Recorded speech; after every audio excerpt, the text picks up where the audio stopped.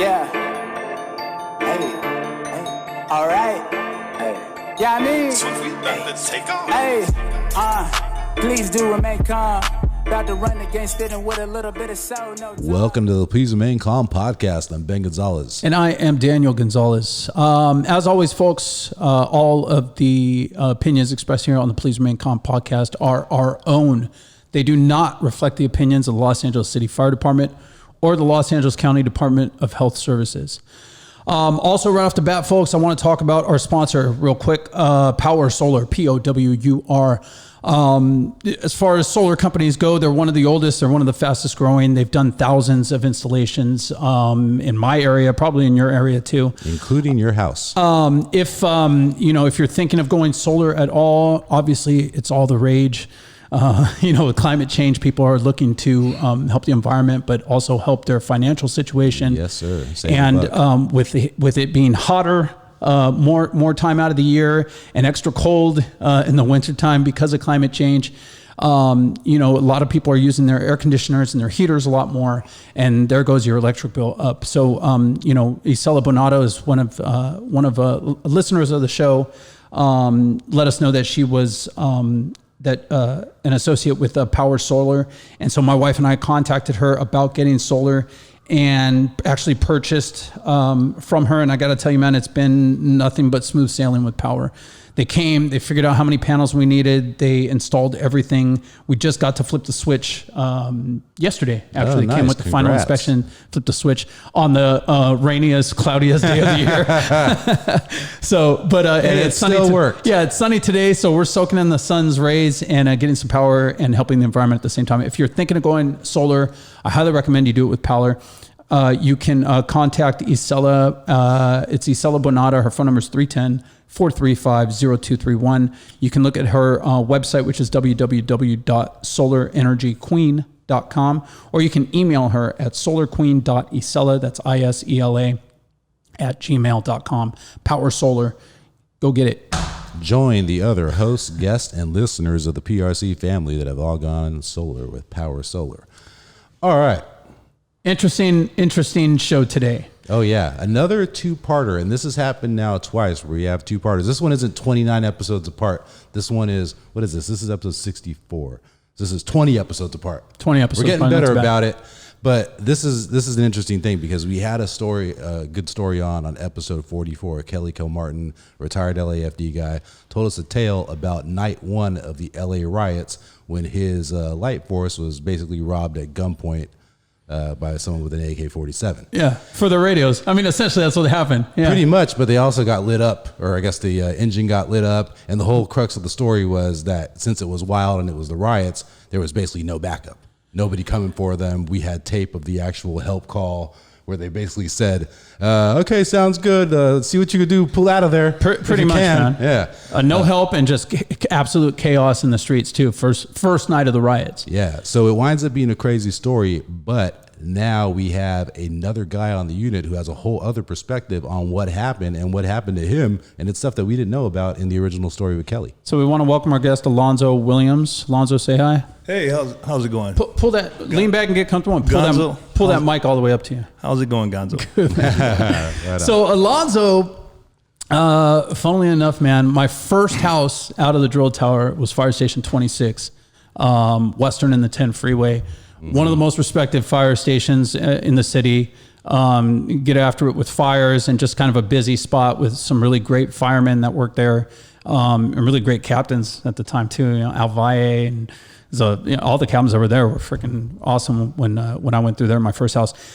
For those of you that have been through probation or been through a fire department and you start probation, your first house is fucking terrifying, man, to get out in the field and you're kind of exposed to firefighting a little bit and you see some stuff and learn some stuff in the drill tower, but you don't really know shit about shit until you get out into the field and really work with some guys that have some experience and really learn what it's like out in the street. You learn the basics in the drill tower, but you really don't learn how to be a firefighter until you've been out in the field throughout your probationary year and actually get some experience. So Alonzo was actually one of the firemen with some time on in my first house. 26 is how we knew each other originally. So a lot of respect for him as a firefighter. He spent a lot of time in South Central and 64s and a lot of good, solid firefighting back then. Along with all of that experience comes this night, April 29th, 1992, right? The first night of the riots on Light Force 50 with our old friend Kelly Kilmartin. So we had the episode with Kelly, and it's guys. I'm telling you, if you haven't taken the time to listen to that episode, go back, take a listen to it, lay the foundation for the story that you're going to hear today. Because I thought it was super interesting. The other night, we've got a lot of like staffing issues and shit going on with all the mandate stuff and just staffing shit that was going on with the department before all this even started, right? And so, you get a lot of guys working SOD, different places, getting assigned higher different places. And Alonzo happened to be working at 63s in a firefighter spot the other night. And it was one of those nights, man. We were up on a couple different calls throughout the night. And, with the rescue runs with the life force, runs with the engine and stuff like that. We need manpower. And we come back from an incident. And I told Alonzo, when Kelly was on here and we had the photo of the crew in front of the Mexican family's house, right? Show that photo. And I remember when Kelly showed me that photo, thinking, "Oh shit, there's Alonzo." And it's funny with seeing old pictures like that. You see guys that as older guys, and you see them young in these photos with the dungarees on and shit, right? Yeah. And I thought to myself, like, "Oh shit, it's fucking Alonzo." So then Alonzo's working at 63s. I haven't seen him in a while. We see each other at the gym every once in a while, but at work, I haven't seen you in years. Mm-hmm. And so I go, "Hey man, check this out." So I show him the photo. He's like, "Holy shit!" Like, I mean, how long had it been since you've seen that photo? Since we took it. Yeah. So he, and I tell him, "Hey, I tell him about the podcast," and I'm like, "Dude, we did an episode with Kelly Kilmartin about this evening," and so he starts telling the story. Mm-hmm. And it was so interesting to me, man, because we spent so much time talking to Kelly about the incident and stuff like that, and really going through it with a fine-tooth comb. And he had some, some recordings and some photos and stuff like that we'll add on to this episode as well. But you get a real sense of like a full 360 view of what the story was from him. Yeah. You don't realize that that's just his perspective. You know what I mean? Exactly, from that night. You started telling the story, man, and I was like, "Holy shit, this is like a whole nother story, man." Mm-hmm. It's like a Tarantino movie, you know what I mean, where you got two storylines that are like running next to each other, and then they collide in a certain way or whatever. Yeah, and the picture that we're talking about, if you're not familiar or don't remember episode 44, it's a picture of the crew. In the story, they all reunite once they escape from the shooting at a random person's house, and a family's house. That puts them up for, I think it was a few hours until SWAT shows up and clears the scene, or however much of the scene can be cleared in the riots. So you guys all wind up at the same place, but the hours leading up to that are completely different in this episode than it was in episode 44. So before we get into the story, man, I just want to talk a little bit about you and your history with the LAFD. How much time do you have on the job? 31 years. Pull this mic up to you. 31 years. Sorry. Pull it up toward you. 31. 31 years, and you spent a lot of that time in South Central, different areas? Yeah, the busier areas around the city. At this time, 1992, do you recall how much time you had on the job at this time? A year and a day. Oh, wow. Right off probation, huh? Yep. Man. And had you been assigned to, did you finish out your probation at 50s, or was that your first spot after probation? That was my third assignment, my last assignment, and I finished it out there. I was done with probation and starting to, learn what the job was really about after that. Yeah. Right. Do you remember what position you were riding that night? That particular night? Yeah. I was on the light force on the truck inside with Kelly. So you were on the pump with Kelly, yeah. An open cab pump. Yeah. 67 Crown or something, somewhere in the 60s, but Completely open cab. Yeah, no roof open. at all. No Okay. roof. Yeah, so some chief back then, man, decided it would be smart to cut the roofs off of these rigs. Right. Because we're downtown LA, you know, you want to be able to see the high rises and be able to give good size up as how high the high rises are. So they cut the fucking roofs. I didn't know they cut them off. engines. I thought they came like that. No, man, they came with roofs, but LA City's order was to cut Right. the roofs off so that they could see. Crown, the manufacturer, Crown coach, probably looked and said, "Are you serious? If you want this here, we'll give it to you." You know. Wow. Yeah, we want this. You know. Yeah. All right. Everything exposed. So the you get history behind rain it. Yeah, all yeah. over the dash, all over the MDCs, Right, you know, right. Yeah. all that stuff. We would put on ponchos, you know, like plastic, and cut the center out like a plastic trash bag around our necks and ride up and down the freeway in the worst of storms. And that was we the had no protection. trade-off Yeah. to get a little bit quicker size up. Right. Pretty much, If yeah. you're in downtown. Right. Pretty much. But that was the order for the entire city. Yeah. Other police and other fire departments looked at us and said, "What's wrong with you guys, man? Why? Can't you just like look out the window or get out?" Yeah. I don't know. Interesting. So for those that don't know, when you're riding on a light force, right? The light force is the truck and a pump that rides along with the truck. Basically, the pump is there in case you guys pull up on a structure fire and you need water and you're first on scene. You don't have to wait for it. Yeah, you don't have to wait for it. Everyone shifts to a fire attack mode and gets the hose off the pump and stuff like that. When you're riding just the light force, though, the light force normally would just have the pump would just have the engineer. But when you're riding as a light force, you have a firefighter, which is usually the inside guy, riding in the, basically riding shotgun in the pump. So that if there is a fire and you pull up to a hydrant, that guy can jump out and lay to the hydrant, attach to the hydrant. You can actually get water into the engine and start fighting fire. So if you can picture it driving through, and you guys got moved up, what time of day was it, would you say, when you got? Early that day, because, that day was kind of a special day, that with all the tension and the heat and the characteristics and the environment of LA, because you had, just a lot of stuff going on. So there was a lot of kind of anticipation for what was about to happen. Right. So this is a big thing in anyone's household or anyone's life. We're waiting to see. And that thing is the verdict. What's going to happen? Yeah. Which way is this going to go? It's hard to really put it if you weren't there and then experiencing the general sense of like, holy shit, man, this is big. Right. And just the tension that was in the air at that time too, man. Yeah. So it was early that day, and like anyone else, if you're connected with the city, you're waiting to find what's going on. Therefore, we were told early on that day, that was the verdict day, but before the verdict day, to prepare for the worst. Right. Expect the best, but prepare for the worst. And as usual, the fire department prepares. I mean, you follow orders. So that came all the way down from the top. So we were told to basically strip the entire truck of 77 Seagrave, take everything off. All the things that people see on the side of a fire truck when you ride down the street, except for the ladders, take all the equipment off, because that's what we do in a tactical alert situation when things are going to be chaotic. So, as you guys know. Sure. Mm-hmm. So they expected that things were going to be chaotic that day, and we took everything off so it could not be lost or taken unauthorized. Right. Sure. So then we were told to, for no reason, or whatever the reason, we didn't get any specific reason, but to leave the station and go on a move up or move emergency to Fire Station 3. This is long before any type of verdicts. Okay. So, normal day, the truck, the pump, the 200 engine follows the truck, light force. And this is keeping in mind that the verdicts are being read downtown at the downtown courthouse. Sure. So they're probably staging, anticipating some sort of action there. Yeah. Sure. The city has a plan.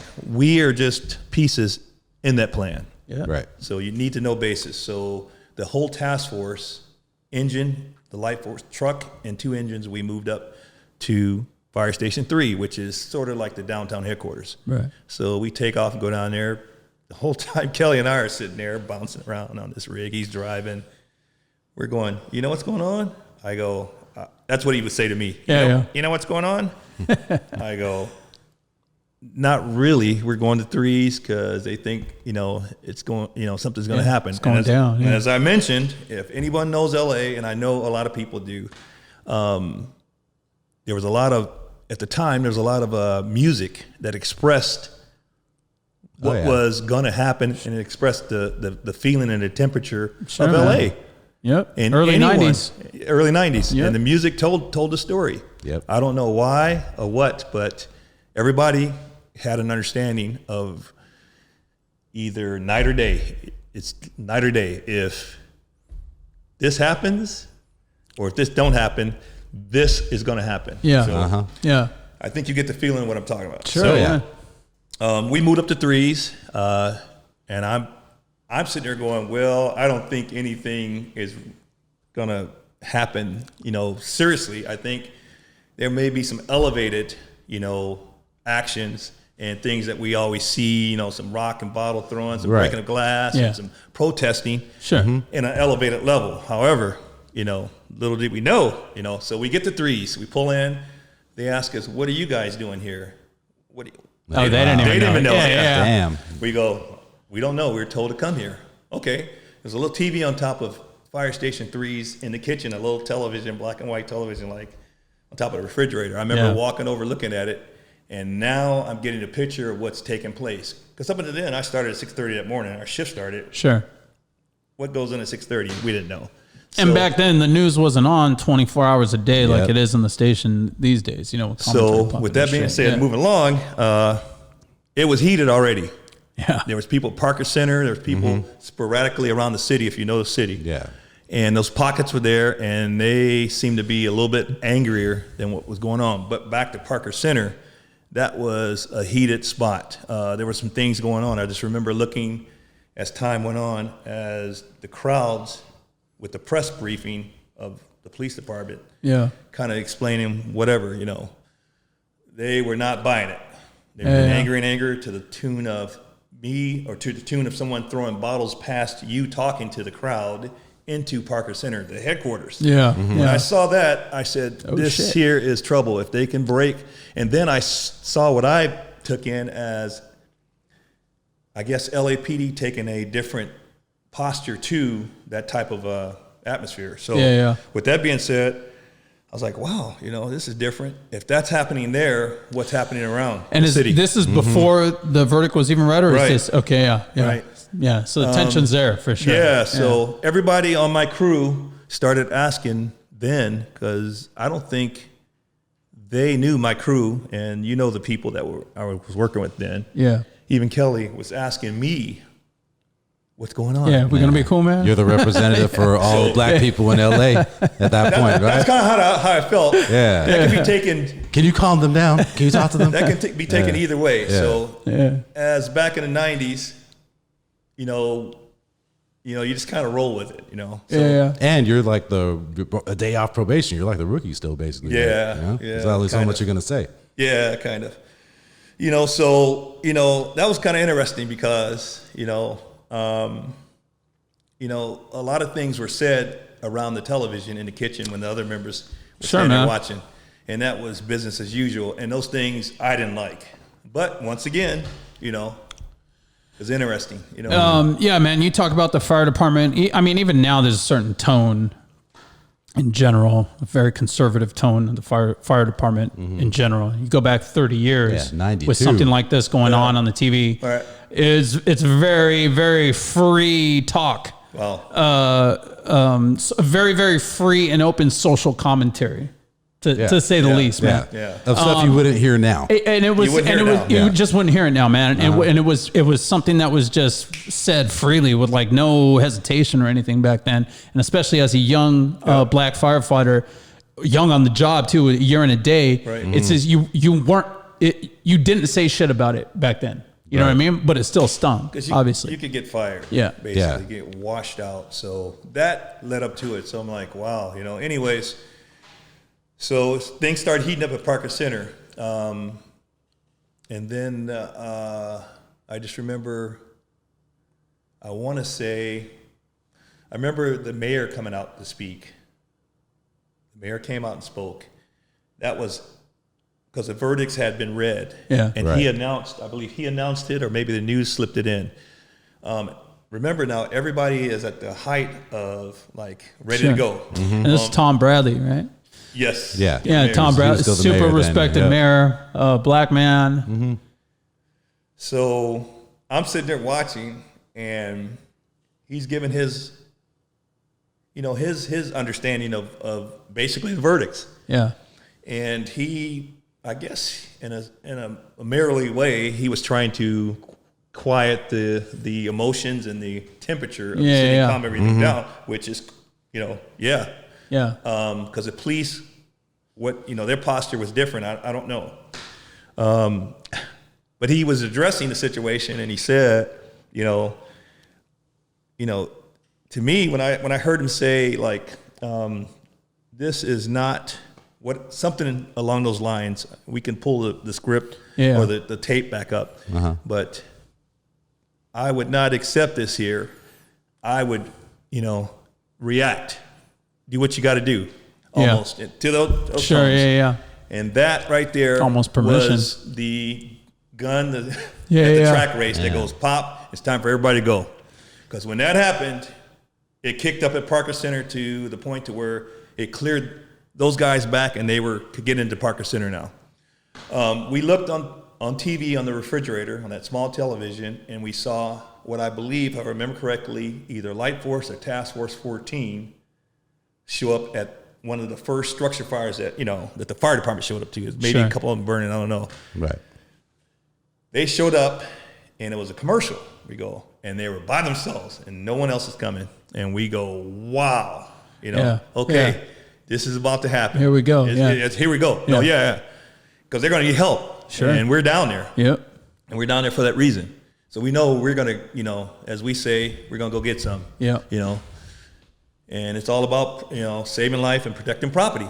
And that's what we do. So In that order. that's what we're going to do. So right after they get on scene, the old-fashioned long ring with OCD. Yeah. And the guy dispatching comes Actual over, voice. that tone Yeah. and that voice, and like, let's go, guys. Task Force 3, move to Fire Station 14. Got to move up for 14s because they're out on that fire. Right. And so we kind of somewhat go crazy. 3s at that time, they kind of went in the kitchen. They hear us go. They think they're going, but they're not going. They hear us and they go crazy. Rah! Like we're going to play some football on defense, Yeah. So it was on, So I don't know, it's 4 o'clock. I don't know, 3 o'clock. And we got to head to 14s. I know where 14s is at. Yeah. I'm sure other people in the Light Force knew where 14's at, but I don't think Kelly knew where 14's was. Oh yeah. Hey, that's fine. He's from Orange County or something. That's understandable, But so we're going down, and he had a different posture. His skin color was different, and he was driving with 10 and 2 now, and just with intent. So what we had to do was follow the truck, and that was a feat in itself. Yeah. Because the truck is a lot faster than the old 67 or so Crowns. Mm-hmm. Sure. Luckily, I knew where we were going. And if you got a AO with a heavy foot, man. And especially I back think then, Danny Waite was AO. Danny Waite, everybody knows Danny Waite around the Yeah. job.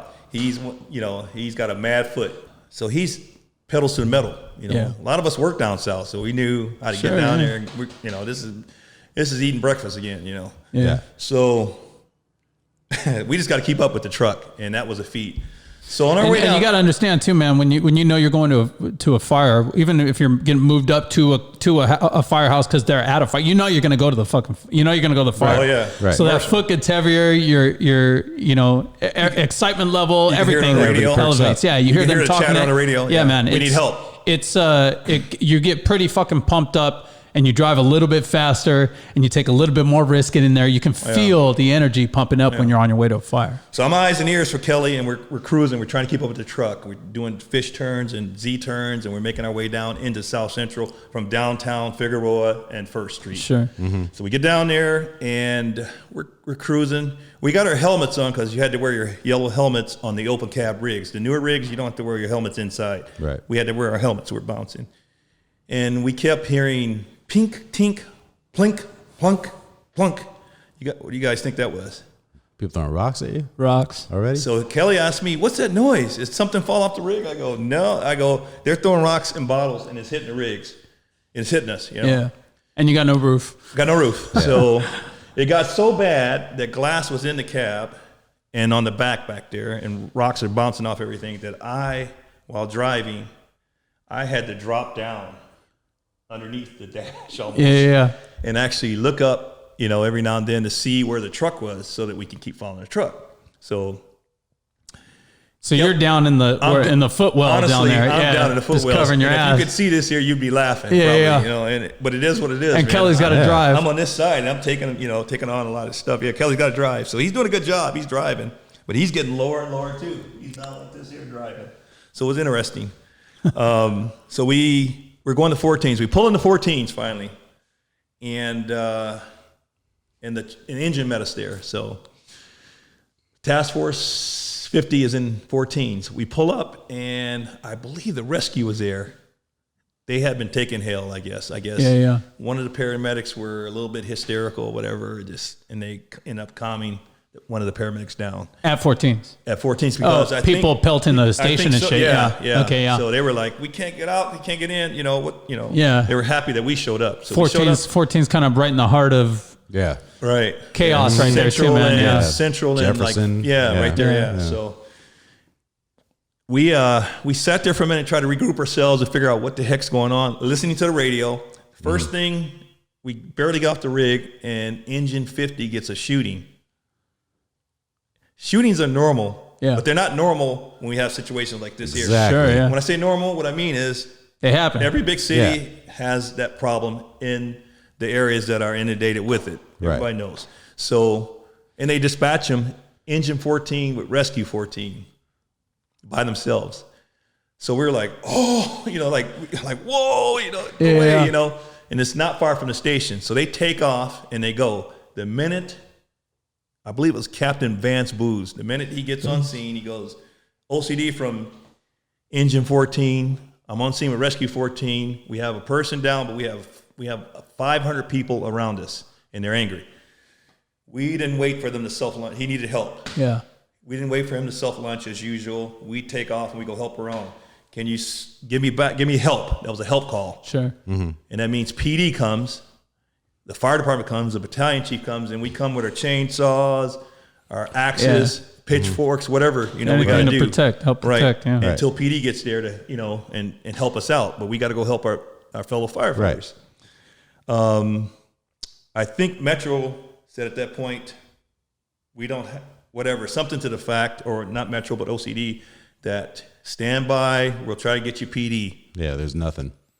And that was the start of it right there. Mm-hmm. So we get on scene, and basically I told you, the AO, apparatus operator that drives a long truck, he put the pedal to the metal to clear the crowd out. Yeah. Siren horns. Luckily, people cleared out when he come flying through. Yeah. All we wanted to do was get there and support the engine and the rescue that's on scene, that's dealing with the patient that's been shot and that's down. Not treat them there because it's unsafe to treat them there. Yeah. We had to scoop and run, as they say in our term. We had to get out of there and get to an area or to the hospital where it's safe and clear so we can work on that person. Right. Otherwise, we wouldn't be able to work on that person. Sure. So scoop and run. So we provided that to them, some barriers, some perimeter. Lead blockers. Yeah. And we got them off, and I believe the engine went with the rescue to the hospital. Okay, yeah. Mm-hmm. We were kind of going to, I think, head back to 14s. We're listening to 14s on that fire. We're going to go back to the station, and I'm not sure if we got dispatched in the area of 41st and Main, I want to say, or our captain, the Captain 2 on the truck with the AO, saw a loom up, the first one. Yeah, I think I remember Kelly saying the captain saw something and said, we're going. Sees a loom up, boom, they take off. Now, that's where it became a rat race for Kelly and I, because they take off hard. We don't hear it on the radio, self-dispatched. So we don't have no address or anything. We didn't see the loom up. They just take off. Yeah. So fuck, they're going. Yeah. So now it's quasi-dark now. Yeah. So all I'm seeing is wigwags. If anyone knows how trucks and engines work, you see wigwags. They turn a corner. I'm like, I think they turn down there. And then we turn, we see wigwags, and then another turn.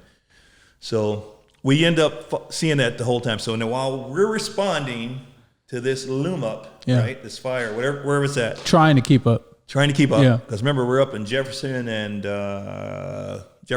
Central, and we got to get to 41st and Main. Yeah. So whatever. So we're doing some fish turns and stuff like that. We're going full emergency almost by ourselves, and we're passing people, and they're pointing out we're passing other fires. Yeah. Single family dwelling, smaller commercials that are on fires, and they're thinking that we're coming to the fire. So everybody's like, man. It's right here. Okay, we see it. Sorry, we see it, but we're going. We got to follow the truck. We'll record it, whatever. They're like, another fire. So we get on scene. Buildings taking off. Fire. I think heavy smoke fire is going to go through the roof. So they're like, let's do what we can. Blah blah blah. So being I'm the young guy, I'll lay the line and I'll try and get on the nozzle. Trying to do it all, yeah. And I think they were going to go up on the roof. I saw them setting up to go up on the roof, and I was going to go in with somebody, Yeah. And so I just remember I helped throw 35, and I think the hydrant was right there, so Kelly could get water. He didn't need me to connect to the hydrant. So, just going in, man. I was sitting there, and Louis and I, Lou Navarro, we were going to make our way in. And I think someone walked over and said, it's kind of rumbling in there pretty bad. I don't know. Yeah. So we're just. Because it's just you guys. Yeah. So we're like, we had a line and all that good stuff. We start squirting a little water in there. Was, you can see the rig going. Sure. So I just remember somebody yelling, let's get out of here. Let's just get out of here, whatever. And just, I don't know if we left our line in place or we threw it up on top of the pump real quick. I remember we got the line up if we got it off. I just remember a 35 being up. Yeah. And Reyes was tillering. Butler's the captain. Denny was the AO. Driving. And Kelly was driving the pump. And I just remember a bunch of cursing and yelling at Louis and I, get that 35 down now. Get it on the truck now. Figure it out. And because Butler saw a huge loom up. I mean, like just a fireball in the sky. Where it was at, I don't know.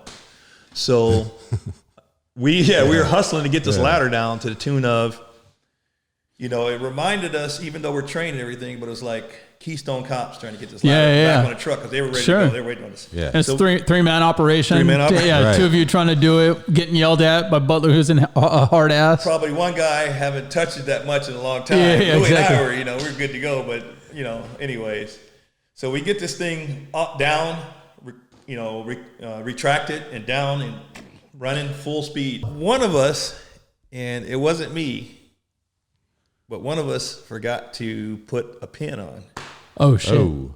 And you can put the ladder on the brackets on the rig, but you got to secure it on. I probably just from everybody yelling, let's go. Sure, it's on, you're in. Okay, good. But I just remember getting back on the rigs, and we follow the truck. The truck takes off. It hooks a sharp right turn, and that ladder on the right side just took off. Oh, shit. It falls off, and it cracks or whatever. So we stop. Hey, truck, your ladder's off. So they stop, And we get it back on, piecemealed it on or whatever. Maybe ladder strapped it real quick, And they take off. Remember, there's something we're going to. And, and it's a ways away. So back over to Vernon and Vermont. Vernon, Vermont. And once again, it's business as usual, Kelly and I. It's getting pelted, We're getting pelted. And I'm seeing wigwags, and they turn this way. And now I don't know exactly where they're going once again. So it's not like I know how to get to Vernon. I know how to get there, but I don't know if they're going there. I just need. We have to follow a truck. So once again, I get down in the umpire's position because I got to help him out drive. But I got to make sure I'm in my right mind. I don't want to get hit in the head by a rock. So. We're just cruising, bang, bang, bang. He's driving. He's going, he's screaming like, what, this is crap, whatever. Yeah. And we make our way, every time they turn a corner, we see them, but they turn. We kind of figured out, they might be going to that fireball over there now. You can see it. Way. So we get over there, and once again, people are just kind of saying on the way there too is, hey, there's a fire. Are you going to this one? No, we're not going to that. So we're not going to that fireball. We're going to help 15s. They're on a fire. So we pull up, and I think it was this one captain, if I'm not mistaken. Remember, this is not 20, but 30 years ago. Right. And the first thing to go as 30 years go by is what? Memory. The memory. So I don't know about you guys. Yeah. So we help them. They're stretching a 2.5 across the roof to get to a fire. I don't know if it's an auto shop going, but they needed to go across the roof to get to a building in the back. Right. So, we went up their ladder, helped them with a 2.5, blah, blah, blah, blah, blah, whatever. I think they made the call and real quick and just stopped. So we're helping them, and I'm right there with, I think, is Captain Alphabet. There was a guy that we called Captain Alphabet back then at 15s. Lou. Well, he was the elevator guru. Yeah, Gligorjevic. Yeah, Gligorjevic. Can you say that? Gligorjevic. Can you say that? Gligorjevic. All right. Okay, Captain Alphabet, because if you look at the name, there was a lot of, So I just remember him. Captain Lou. Yeah, so I just remember him going, we're all on the roof, stretching this 2.5, and I think we got some saws or whatever we can do, and some, truck tools up there to help assist them. And we're getting this thing across. It's not loaded. And I just remember Butler and everybody yelling at me and maybe whoever was up front. I was always up front because I ran the fastest. Yeah. I'm serious. Yeah. I'm still faster than all of them right now. So I just remember everybody going, I think they even said, Lonzo, leave it, forget it, let's go. Yeah. And that was for that big Luma. At the time, I didn't know. Sure. I'm like, I'm right next to the captain, and he needs help, and he is a captain. So I'm thinking, he wants me here. He's like, hey, get this line. He's telling me, and I got these guys. I look, and they're running, they're gone. So I go, I'm sorry, I got to go. And he looked at me. I just remember him looking at me going, what are you doing? Yeah, you mother. Hey, I go, they're going. What can you do? What can I do? Yeah. So I haul butt back across the roof, down the ladder, and that's when we're heading over to Vernon and Vermont. And once again, like I said, the we're back into that mode again of looking and trying to figure out where they're going. Getting pelted. On our way, they were getting pelted. There's fires were passing, so we finally get there. This was not the focal point. I guess the focal point in the heated spot, the really violent spot, was Normandy, Florence. Yeah. I used to be assigned down in that area, so I know. So, but Vernon and Vermont was happening too. Yeah. It had a lot of stuff going on. It's only a few minutes away from there. Yeah. Yeah. A lot of shops down there too. Real condensed population down there. Yeah. The shops. So it was a free for all. By now, the as time went on that day, police, their posture, their presence in general has really changed to a command decision. And we all know from reports and everything what the command was doing, and the leader probably, and what was going on in their mindset. So command post for them was 54th and Arlington. We joined them at 54th and Arlington. That's in the middle of South Central Los Angeles, 66's District Slauson, or 54th and Arlington, basically Slauson, Arlington. It's like a bus depot. Bus depot there, RTD back then, I think it was, right? RTD, Rough, Tough, and Dangerous. Yeah. Yep. That's right. So we joined them in there and made it our command post. I didn't know that at the time where the command post was.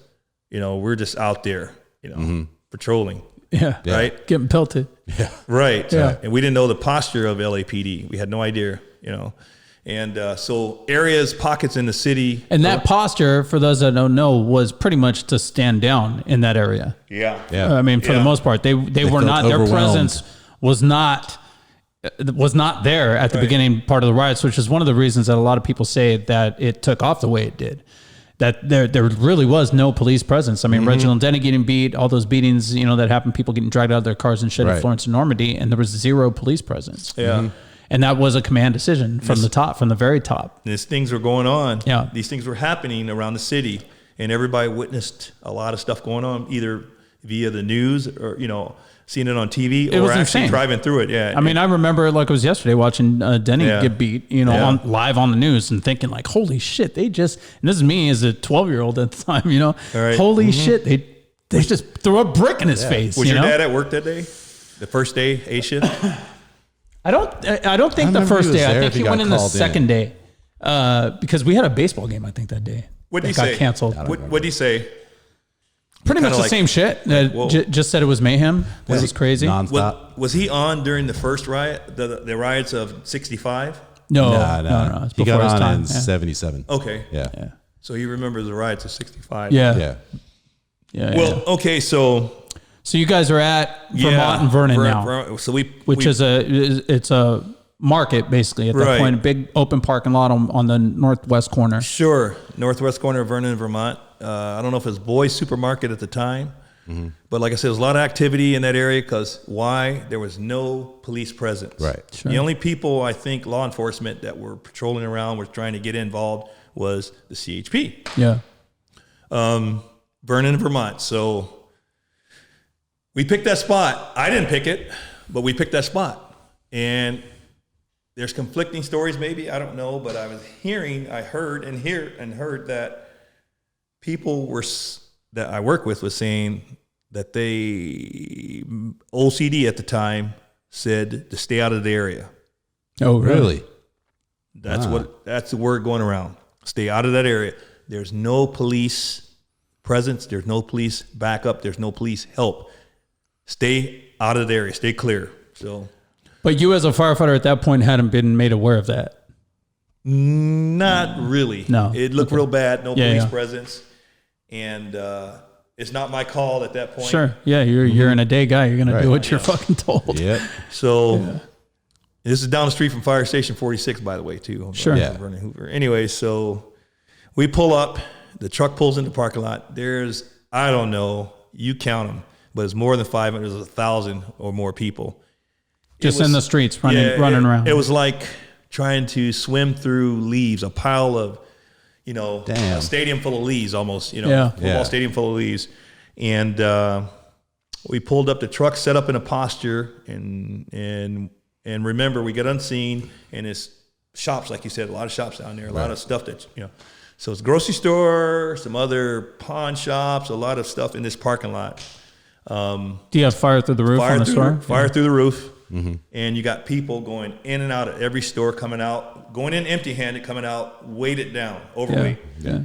To the tune of, I can remember after the truck pulls in and the pump set up to supply the truck, because we're going to go into a firefighting posture. Sure. It takes, I'm going to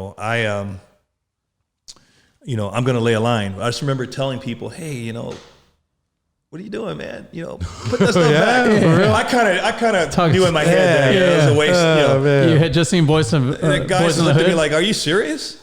Like, are you serious, man?" Yeah. Okay, man. Whatever. So this ain't us. Yeah, I'm laying the line, and Kelly's at the pump, engineer. Yeah, and I think there was a line coming from the truck over to the engine where Kelly is at, so that he could supply. Setting up for the ladder pipe. They were setting up for the ladder pipe. Yeah. I don't know if that was right or wrong. I don't know if that was against our practice or orders not to do that or to do that. I don't know at the time. But, so I'm just waiting for Kelly to get water because, we got a line going from the engine to the hydrant with a 4-way valve on there. So I'm just sitting there, and I decide to walk over to Kelly and go, hey, man, nothing's happening. Water, yeah. So on my way over to Kelly, I prior to that, I remember at the hydrant while I was waiting, I hear a couple rounds go by me. Oh, yeah. Gunshot rounds and whistle by me. Like, no shit. I hear the pop, and I go, okay, wow. So I said, okay, I'm going to walk over and tell Butler, the captain. So I go over and tell him. He's got the radio just staring at the fire while everybody else, Louie and everybody else is moving around doing stuff. He's just kind of staring at the fire and radio up to his ear. So I go, hey, Cap, hey, somebody shot at us. They shot right past my head and they're shooting at us, I think. And I heard, he says, are you serious? You sure? I go, yeah, I'm actually sure. It was like three rounds go by. Yeah, they're shooting at us, And I said, I saw like a blue car go by, and it went by slow, and some people were looking at us, Yeah. And pretty sure it was them. Really? He goes, really? I go, yeah, really. He says, well, just don't worry about it. I'll take care of it, and just go back and finish laying the line. Okay, so I go back. Oh, so I load Kelly. I guess I grab my tools, load Kelly, and when I was walking back to Kelly, and that's when I decided to look back because I saw something. Sure. And as soon as I look back, I get a guy coming at me with an AK-47, yelling and screaming at me, and he pushed it on my forehead. My hands immediately went up, and I go, hey man, hey, it's cool. It's cool, everything's cool, man. He goes, you guys ain't putting out the fire. I don't want you putting out the fire. F the F all of you guys, I go, hey man, it's cool. If you don't want us to put out the fire, we won't put out the fire. Yeah. We're just firemen. We're firemen, man. That's all. It's my job, man. Yeah, we're just firemen. That may have broke the ice with this guy and said, hey, these guys are not, we're firemen. Okay, you don't want us to put out the fire, no problem. Right. So, I see Kelly. He turns to me around. He says, let's go. So I turn around. He's got the gun in the back of my head. I got my hands up. And I see Kelly. That's the first guy I see. He's still at the pump. His back's turned to us. He doesn't even know what's going on. Yeah. Oh, shit. So I'm sitting there going, I'm like, what do you want, basically? He says, tell him to, stop, whatever. Don't do anything. Tell him enough. So I'm trying to get him as I'm walking. Kelly. He don't hear me. He doesn't hear me. And so the guy leaves me, and he walks over to Kelly, and he puts the gun, and he says, hey, he had to kind of shout at Kelly. Yeah, just jolt him out of it. Yeah, jolt him out. Yeah. Kelly turns around, and he sees a gun. He has a radio in his hand, and he throws his hands up, and the radio just falls. I looked at Kelly, and his eyes were the size of, like, baseballs. I was like, okay, I understand, I understand it. Yeah, sure. Yeah. He didn't know what to do. So the guy quickly got him to go. He immediately grabs that radio. That's his. He got that radio. Yeah. So he walks Kelly and I over at Gunpoint to the rest of the guys. They're working with their backs down. They don't know what's going on. 100 feet away. It's noisy. A lot of stuff going on. Yeah. Chaos. So, right. Yeah. So he walks us over, and I'm thinking, wow, what's going to happen here? Yeah. So I immediately start screaming, to everybody. They're not hearing it at first because there's a lot of noises. Right. But eventually they heard it. When they heard it, they looked up, and then they realized what was going on. Like, whoa! And then they stopped. Yeah. And it's like, turtle on your back. Sure. Yeah. So now what? So they had plans. So the guys had plans, and I say guys because later on, Mm-hmm. So he takes and lines us up kind of like in a semicircle, and we're all like, well, okay. And he's just shouting out a bunch of stuff. You ain't going to put out the fire. And the guy looked like he's more aggressive toward, the white members, for whatever reason, Yeah. So, he just shouting out a bunch of orders, and he says, you guys ain't putting out no fire. And I think Butler started with him at that point, like, young man, we're going to put this fire out, and there's nothing you're going to do about it. And this guy got an AK-47. Yeah. Come on. And so that was on the minds of the other guys. Yeah. They immediately, Denny Waite and Rick and those guys are like, shut the fuck up. Yeah, right? They hated him for that. Yeah. Fuck. And, understandable, man. Yeah. So he's like, he says, you must be the chief, Yeah. And Butler had a snug look on his face and stuff. He goes, you're the chief, huh? You're in charge. So he kind of like focused on him. So we all looked at each other. Like, oh, okay. And then he told him, give me that CB. He called it a CB, if I remember correctly. So Butler's like, I'm not giving you anything. We're putting out this fire. You better take off, or I'm having whatever. I'm having you arrested. And he said, turn around. Told him to turn around. So he put the gun to the back of his head, and we kind of looked at each other, and we like, okay, I know he's not going to shoot, this him right in front of us. It's like, this is real. This is crazy. So for some reason, he told him to turn back around, and then he kind of just. Were you guys like thinking of bum rushing him at all? I mean, that's the look that we all did like this here, Yeah. But God looks out for firefighters and fools, right? Yeah. That's what they say. Yeah. I'm glad we didn't do that, because I don't think we would have lived if we'd have made that move. But because there was a guy waiting in the cut. Oh no shit! He had a partner waiting for him. Out of nowhere, the guy surprised us, and I'll get to that one. But he told Butler turn back. Butler turns back around, and he wouldn't give the radio up, so he snatches the radio. He takes it from him. Yeah. And the CB, he called it a CB, but it's the radio. And he kind of just whatever, you guys, And then he was like, it's time for you guys to hit the road. I'm gonna give you a pass or whatever. I don't know. Yeah. So I don't know. We were kind of all in a group, like, and he kind of turned it, like going back and forth like that or whatever. And he, he kind of just turned it on me again. I'm like, I said something to the tune of, "Don't shoot, I'm a brother."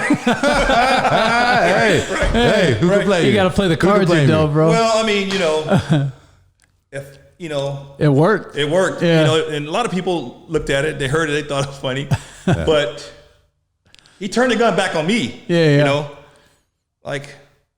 I'm responsible for everything. Yeah. So I'm like, hey, and a lot of people looked at it and they said, that's the reason why he probably didn't shoot you guys, was because of you being there, and just, pleading with him or whatever, not to do that. Yeah. But it's kind of funny though. I mean, I didn't. Black I thought we were home free. Yeah. I thought we were home free, and he just puts it right on my face again. Damn. So I'm standing next to Louis Navarro. Yeah. And Louis is like, he's cool. He's always cool.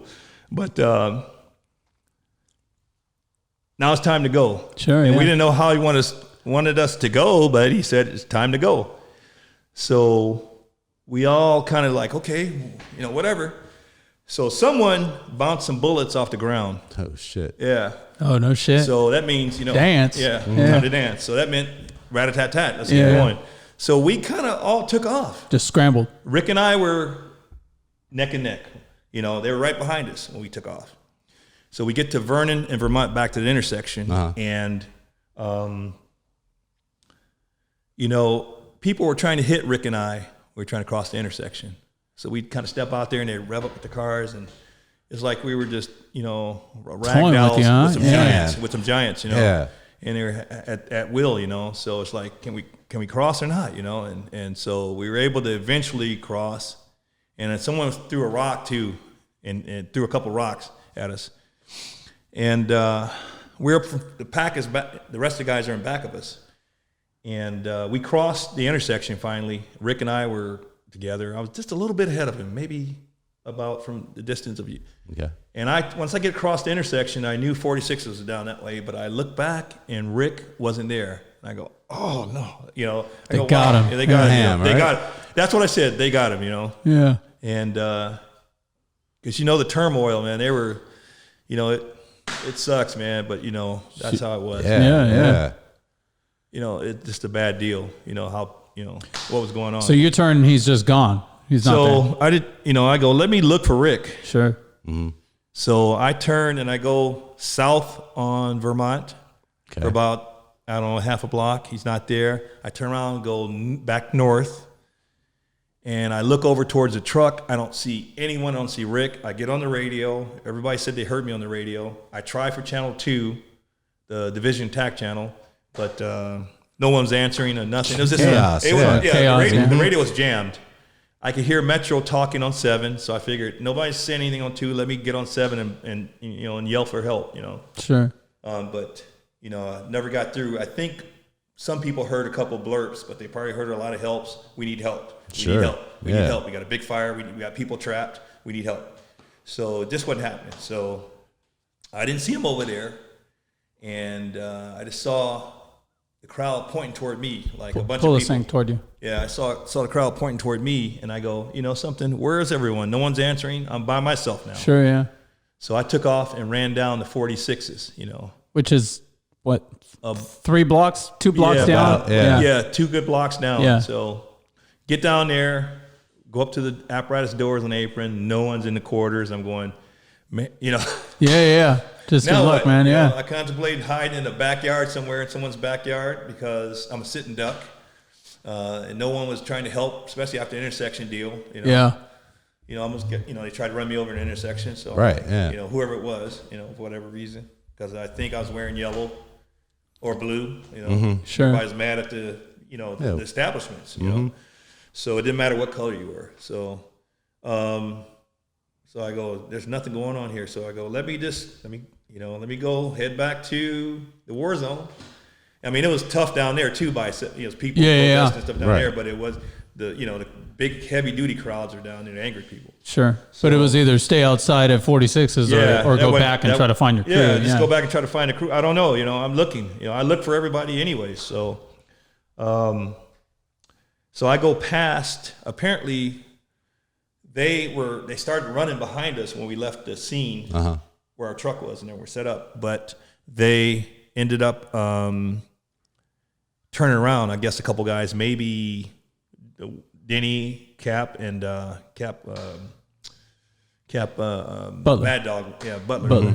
They turned around because they said Kilmartin either went back to the panel or he fell down or something. I'm not sure. Yeah, he says he went back to the panel to DC everything. Shut down, yeah. To shut down so they could load up and leave. He didn't realize that everyone was leaving, scattering at that point. So when we scattered under gunfire, we scattered under gunfire, remember? Oh, him shooting at your feet. Right. Yeah. Or him shooting. Shooting, period. Yeah. Period. Yeah. So we scattered.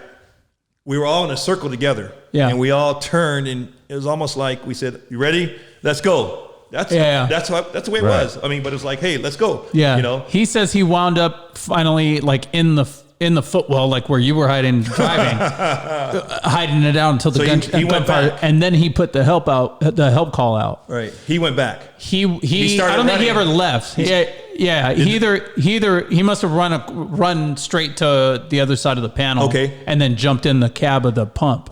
See, that's where, it's 30 years ago. It is 30 years ago. That's what I saw, but I remember him. Everyone's scattering, huh? Well, him when we walked over, the gunman walked over. Because he walked in with the gun on him too. Yeah, let's go over to these guys and tell them, get out of here. So I thought he was in the group, and that's the way I remember it. Yeah. He said he never left the panel? No. He did say that the guy came up, you guys all went over, you were with Butler, all that stuff. He told us the thing with Butler, but afterwards, so afterwards when he said, hey, it's time to go, he says he went to the panel to DC everything because he's thinking, it's time to go, we're going to take the rigs and get the fuck out of here. No, they said it's time to go, it's time to get away from, because they even said, if I remember correctly, I remember the guy, he said, leave these MFing rigs right here, because we were like, let's go back to position. We'll get out of here, no problem. Yeah. We suggested it, I think, but he said, he's like, let's get you get the fuck out, leave these, leave the rigs here. So to the tune of, I'm going to show you what I'm really about. The rig was shot up really bad, right? Oh yeah, right. So we got photos of it and stuff. We'll show again. You got to give me those photos, man. I'll send them to you for sure. Yeah, those are memories.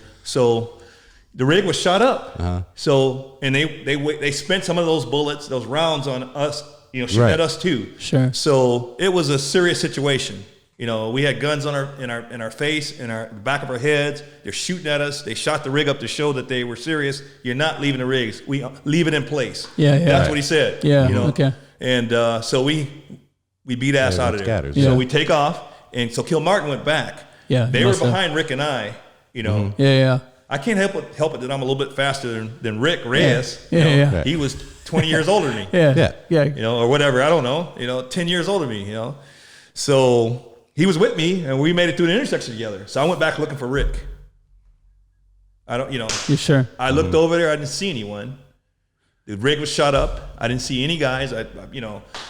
So I took off. Looking. So I come back. And I said, let me make my way back down the street and over to the problem area where we just escaped losing anything. So I go back, and I actually get to the intersection of Vermont and Vernon. Yeah. And finally, I think I hear somebody on the radio kind of chirp or whatever. Hey, come east. Where are you at? Well, I'm out here in the streets. So I'm looking for everybody. Where are you guys at? Whatever. Yeah. So then the radio went silent. So I couldn't get a message. Couldn't hear anything else. But I went back east on Vermont from east on Vernon from Vermont. Right. And I keep hearing. I thought I heard someone yelling, "Hey, we're over here. We're over here in a house on Vermont." I know the address. It's forever etched into my mind. That address. I won't give it out because it's a private property. And I walk by a couple times, and I finally hear a voice kind of yelling at me, and I hear a door go, like a screen door kind of go, Whoa.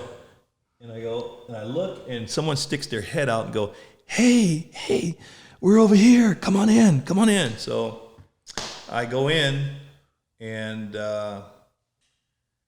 everybody just had to look like I just shot the president. Yeah. Yeah. Yeah. You're a ghost. I'm a ghost. Yeah. And I'm going, wow, here we go. Now, I knew where we were heading. So, I just go, wow, man, And so little bit by little bit, where were you at? Where'd you go? Kind of became derogatory, became negative, became accusatory in a sense. Oh, no shit. Yeah. How though? How did they make that jump? Like, I wish I knew. I would make that jump. I mean, Yeah. But so. And this is Butler we're talking about? or everyone? Everyone except for Louis Navarro. Everyone, and I hate to say names, but That's it's real, It is Louis, what it is. Everyone except for Louis, everyone except for Kelly Kilmartin. Yeah. Rick never talks. His mouth is like, he's just, and when Rick talks, you can never understand him, because he, everybody knows that, but, he doesn't say much. So, but he didn't. So they try to flip it into you left them? I left them.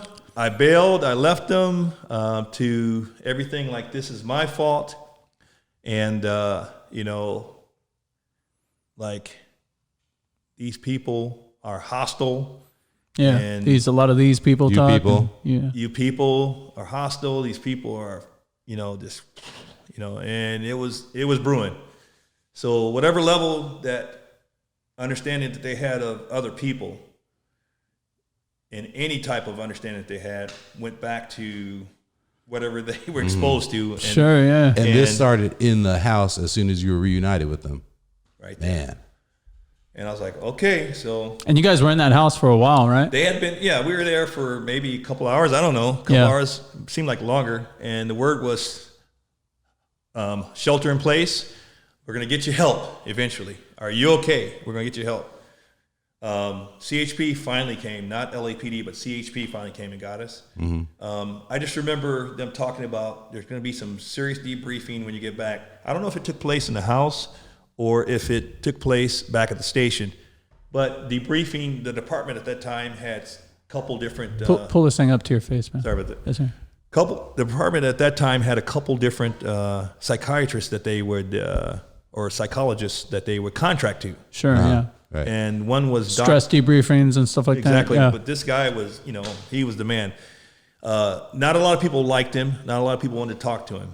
A black guy by the name of Dr. Boxley, which he's doing his job, sure. whatever. Yeah. But I think being a psychologist on our job, was frowned upon. Yeah. Because now you're invading into, firemen. I don't know. You're supposed to be firefighters. Are supposed to be. It's a machismo, Right. man. So don't talk. keep it away. His color was an issue, obviously. Yeah. I was told that. Sure. Yeah. Yeah. So he was dispatched to either talk to us there or talk to us back to the station. Sure. He did talk to us. So let's say CHP comes and gets us. We leave and we go to 54th and Arlington, the command post. Yeah. Right. And now I get to see what the rest of the city is doing. Uh-huh. I worked at the morgue for the rest of the night. We were decommissioned that first night. Sure. Yeah. Yeah. I worked at the morgue and, just kind of identifying bodies as they brought them in from the city and stack them up or whatever. Jack Weiss or Jack, the chief's cousin, the one EMS guy, Jack, he was in charge. So I worked with him that night. And different guys were just handling other assignments. But the truck, we limped it back. Oh, yeah. Back to get the truck, we limped it back, and it was for the night, because the front was all shot out. Sure, Steel, yeah. Right. The pump pulled in. You guys are done for the night. You had enough, Yeah. Yeah. You can start up in the morning. So we just, watched the city just do its thing and LAPD take their posture and watch the whole event just kind of escalate. Yeah. Into the next day. So Sure. that next morning we took off and we're heading back to Fire Station 50. So on the way back, we following the truck back. We got to northbound on the 110 freeway at Dodger Hill exit. Mm-hmm. Sure. And something happen with the pump, like, I don't know, drive shaft drops or oil pan falls off. Yeah. But we were out of commission. I'm like, son of a. yeah. Where it broke down on the freeway? On the freeway. Oh, Yeah. So the truck checked us out real It's quick. your brother's shop. And we're still in the riots, basically. Yeah. We're going to keep going. More or less. We're going to keep going to get back. So you guys will be fine. A tow's going to come. You just hang out. Kelly and I hung out. Man. So we kind of discussed, what was going on that night, blah, blah, blah, this and that. Wow. He's like, I heard stories about this here. I knew people that were in the first, whatever, All right. So we get a tow. We head back. We get back. We take it to shops, and then we head back to quarters or whatever. I don't know. Is that what Kelly said? Something like we broke down? Did you mention that? No, he didn't mention this that, part. no. Yeah, go ahead. Yeah. So we, and I'm going off memory too, whatever. But so we get back to quarters, and I want to say they were like, okay, some of you guys can go back out, whoever wants to go back out, but just try and get some sleep, and then we're going to send you back out on another company, go to Hollywood Boulevard. Sure.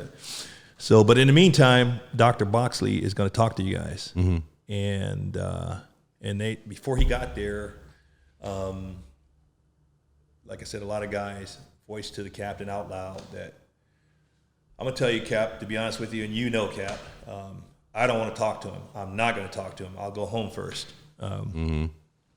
Because let me tell you something. He's black. And for the last 12 or 15 hours, I've done nothing but deal with hostile black people. And I don't want to talk to him, any black person, because they're crazy. Yeah. And these guys are all saying this basically to a man. Like to captain. And when he got there, they gave him the cold shoulder too. They were like, I don't want to talk to you. Yeah, they made it known. You're black. And saying this in front of you, a year and a day, black firefighter. So that probably made you feel good. Yeah, I felt real good then. I was like, okay. I just kind of felt, to be honest with you, at that point that there's no place for me here. Yeah. Mm-hmm. Which is crazy after the night you just had with this group of guys. And the experience you shared with them. Yeah. Up until then, on a professional level, I did everything that was required to me, and they actually depended on me. Sure, yeah. Probably saved them. The AO depended on me when some of his other members that he didn't like, wow, this guy is useless. I don't want to fight fire with him. I don't want to put my life in the hands of you. I'm keeping Louis and you with me, whatever, because, whatever. And that's through a lot of other incidents that we had before the riots we go to and stuff, and we're like, sure, yeah. We're right on spot on the operations and stuff. You get a good crew, you get good guys that know how your operation goes. Exactly.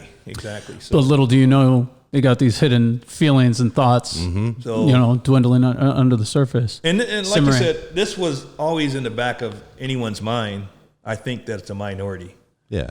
Sure. Especially whatever a minority is, this is in the back of your mind. But, minorities have to exist in this society, whether anybody recognizes it or not. You have to exist in the society, and you have to take the good and you have to take the bad. And the bad, when it comes, you just kind of live with it and learn to live with it, because your parents and everybody around you, and they had to live with it. I'm sure your dad started, back in the day, and he's Mexican. I mean, man. I mean, it's I've talked about it a lot before. It was a completely different world coming up. But my dad's time, or late 70s, early 80s in the fire department as a Hispanic, or an African American, just a minority in general. It was my grandfather talks about it in journalism. It was pretty lily white, all these professions, and so you have to almost accept it, because that's the way it is. And you just kind of. Just try and make it better. Yeah, I think you're not going to defeat me because. But I think that over time, since that generation, since this period of time, 30 years ago, I mean, it's like new generations of guys coming on. 100%. And so, like, for me, dealing with that in the station, whereas before it was just something you didn't speak up about. Now it's like, hey, fuck you, dude. You know what I mean? There's a lot more of that now, right. And the younger generation, with everything changing right now, and the tumultuous nature of society as a whole right now. Yeah. I think the next generation is going to be even more fuck you to racism and stuff like that. Oh, for sure. Mm-hmm. Man, I hate to do this. We have to cut it short. We're running out of time here. But What a crazy story, man. Yeah, and just man. like I said, it's almost like a completely different, I mean, it's the same story, the nuts and bolts and everything, but your perspective compared to Kelly's perspective, you know, just the entire thing is just fucking cool to see the different look at it. You know, 30 years ago, it was interesting. I mean, that happened and like, wow, you know, and everything developed. So, yeah, man, shit. I know. I mean, and like to even appreciate all the little details of it, just the whole, when you're describing driving from incident to incident, you know what I'm saying? You're just getting pelted. You're kneeling down. They had to stop and put a ladder back on the truck. Yeah, man. During that, you know what I mean? And everybody's trying to hit them with their cars. Like that's nuts. Yeah. Man. I mean, it's just you know, just a reminder that these are just men. These are just people doing these jobs. You know, you see guys driving around on fire trucks and.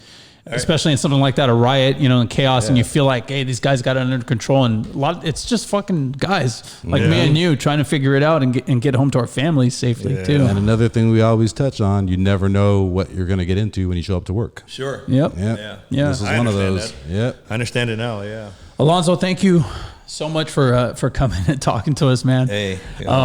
We talked about it when Kelly was here. You know, Kelly getting left out of any kind of recognition for the incident and stuff like that too. You know, and I'm still going to try to work on seeing if we can, you know, so the anniversary of the riots coming up and stuff like that. I was telling Kelly this, I go, dude, I'm going to talk to the chief and see if we can get you some sort of recognition for this since you were left out of it. And I know there's probably politics and shit involved with the captain there too, that had to do with it. But I always looked at it as like, it'd be good for the fire department to show that you're right and wrong from 30 years ago. Good publicity for the anniversary of the riot. A good story about what firefighters had to go through on that first night. Yeah. And stuff like that. So anyway, keep an eye out, man. Crazy, man. Crazy. I'm going to try to lobby for that. Right. But thank you for coming and telling us your story, man. Do you have any outside business or anything that you want to promote or give out or anything? No? No, I work for myself. Just work. Man. Perfect. I do my advertising by, the old fashioned way. Pass my business card out. All right. Word of mouth. So you guys can find me or follow me at Danny Gonzo 34 on Instagram and Twitter. Follow me at Ben9Humor, Ben number 9 Humor, like benign tumor on Instagram and Twitter. You can follow our show at PRC Pod on Instagram and Twitter, or at PRC Podcast on TikTok. You can also email us, contactprcpod@gmail.com. Thank you guys very much. See ya. Awesome. Yeah. Hey. All right. Hey. Yeah, I mean. So we about to take off. Hey. Please do remain calm. About to run against it and with a little bit of soul, no times.